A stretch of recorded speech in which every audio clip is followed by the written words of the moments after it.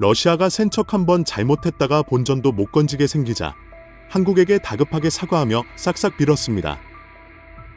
푸틴이 최근 북한을 방문하며 동북아시아의 평화에 균열이 가기 시작했고 그 과정에서 한국에게 과한 발언을 남겨 땅을 치고 후회 중인데요.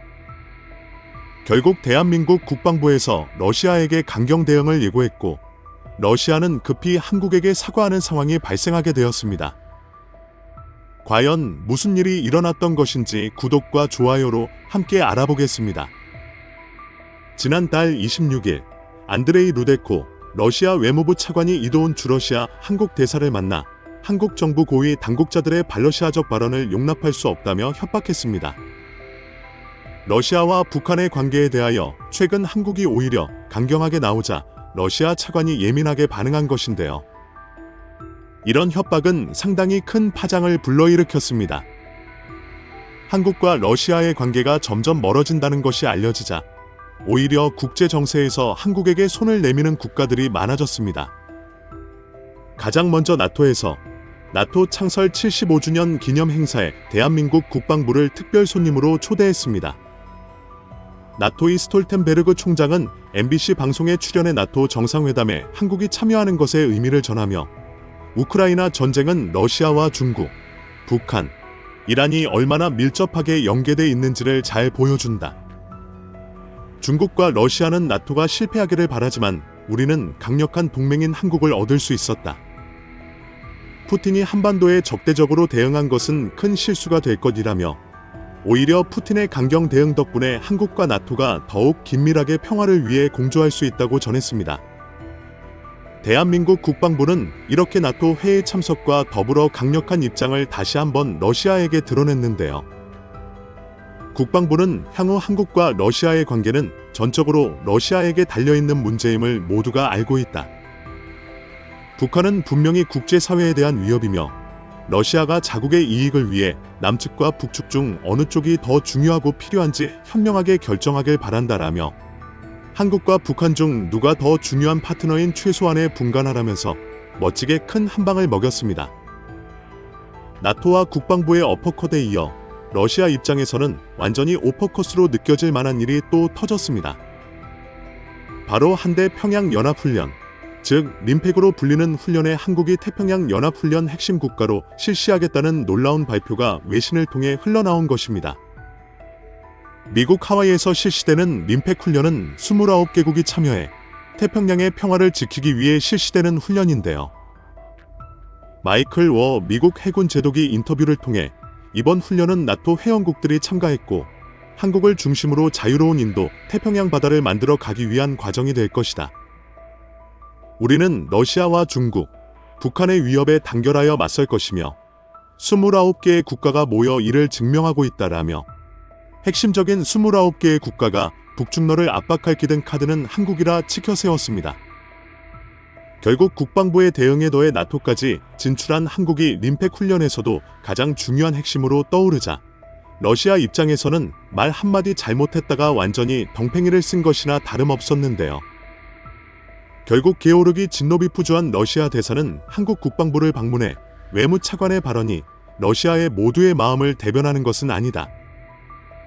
러시아는 언제든 한국과 상생할 준비가 되어 있으며 국방부가 브리핑에서 이야기했듯 앞으로의 관계 개선에 러시아와 한국 양쪽에 많은 몫이 있다고 생각하고 있다. 러시아는 언제나 한국과 공생할 의지가 있다라며 완전히 꼬리를 내리는 모습을 보였습니다. 푸틴 입장에서도 우크라이나 전쟁을 치르는 과정에서 서방에 너무 많은 적이 생겨버렸는데 동쪽에 있는 한국마저 완전히 러시아에게 돌아선다면 이번 전쟁으로 인해 잃는 것이 너무 많아질 수밖에 없는데요. 결국 한국에게 완전히 꼬리를 내리는 모습을 보이자 국방부는 앞서 언급했듯 한국과 러시아의 관계는 전적으로 러시아의 태도에 달린 문제이다 라며 앞으로 어떻게 할지 두고 보겠다고 경고했습니다. 여러분은 러시아에게 강경 대응을 통해 사과까지 받아낸 국방부의 대응을 어떻게 보시나요? 이처럼 한국의 강경한 대응이 나오자 푸틴이 사과하는데 트럼프 안보 보좌관이 충격적인 사실을 전했습니다. 트럼프가 이번 대선에서 승리할 경우 취임 48시간 후 한반도에 대한 이야기가 화제의 중심으로 섰는데요. 미국의 유력한 대권 후보 도널드 트럼프의 안보 보좌관이 한국과 관련된 엄청난 발언을 남겨 충격을 주었습니다. 과거 트럼프 정권 때도 국가안보보좌관이었던 로버트 오브라이언이 최근 인터뷰를 통해 트럼프의 안보 방향성에 대하여 직접 언급했는데요. 그는 평화를 원한다면 전쟁에 대비하라는 고대 로마의 격언이 이번에도 적용될 것이라며 도널드 트럼프의 미국은 이전에도 피스메이커의 운명을 완수했으며 그 평화는 바로 힘을 통한 평화였다. 이제 바이든이 정권을 잡은 이후 무너진 이 원칙을 다시 세우는 것이 트럼프의 가장 중요한 목표이다라며 미국이 힘에 의한 평화를 지향한다고 밝혔습니다. 그러면서 그는 한반도에 대하여 따로 언급하며 트럼프가 취임한 뒤 48시간 안에 대한민국이 핵과 관련해 한국에 특사를 보내 앞으로 4년간의 모든 방향성을 결정할 것이 이미 계획되었다. 트럼프는 한국에 거대한 힘이 필요하다고 생각한다라며 트럼프가 한국의 핵 보유에 대하여 빠른 시간 안에 협상 및 결정을 하겠다고 전했습니다. 실제로 이러한 움직임은 벌써부터 시작되었는데요. 곧 트럼프의 최측근으로 알려진 프레드 플라이츠 미국 우선주의 정책연구소 부소장이 한국을 방문합니다. 그는 트럼프의 싱크탱크로 불리는 사람으로 트럼프 정책 대부분에 관여한 인물입니다. 이번 방안에서 플라이츠 부소장은 트럼프 재임 시 예상되는 한미 안보 협력이나 대국 정책 기조 같은 외교 안보 전략과 더불어 핵에 대한 언급을 본격적으로 진행할 것임이 알려졌습니다. 그는 이미 지난 4월에도 한국의 핵을 지지한다며 차기 미국 정부의 외교 안보 정책의 최우선 과제는 중국과의 군사적 균형을 맞추는 것이 될 것이라고 밝혔습니다. 만약 중국이 대만에서 승리하면 다음은 한반도가 될 수 있다. 한국의 독자적 핵무장을 고려한 모든 카드를 검토해야 한다. 그동안 미국이 계획했던 핵 확산 방지 정책은 실패했다. 중동은 핵을 현대화했고 북한과 이란도 핵 능력을 보유했다. 오히려 뒤처진 핵균형을 위해 한국에도 필요할 수 있다라며 한국이 뒤처진 핵균형을 맞출 가장 중요한 동맹국이며 이를 긍정적으로 검토하고 있다고 밝힌 바 있습니다. 그리고 이러한 의견은 플라이츠 개인의 의견이 아니라 트럼프 캠프 내에 있는 많은 사람들이 공감하는 내용이었는데요. 과거 트럼프 행정부에서 국방부 장관을 대행했던 크리스토퍼 밀러도 최근 언론과의 인터뷰에서 미국의 전술핵을 재배치하는 것이 실현 가능한가라는 질문에 답하며 그건 항상 논의 테이블 위에 있지만 나는 한국인들을 정말 존중해야 한다고 생각한다. 그들의 선택은 매우 중요한 의견이 될 것이며 현재의 상황이 악화되면 분명 유력한 선택지가 될 것이다. 이미 우리는 냉전 시대 구소련에 대한 견제 목적으로 주한미군의 전술핵이 배치된 적이 있었다는 것을 알고 있다라며 과거 소련을 견제하기 위해 한국 내 주한미군의 핵이 존재했던 것처럼 미국의 핵 배치가 한반도에서 언제나 중요한 고려 대상이라고 밝혔습니다.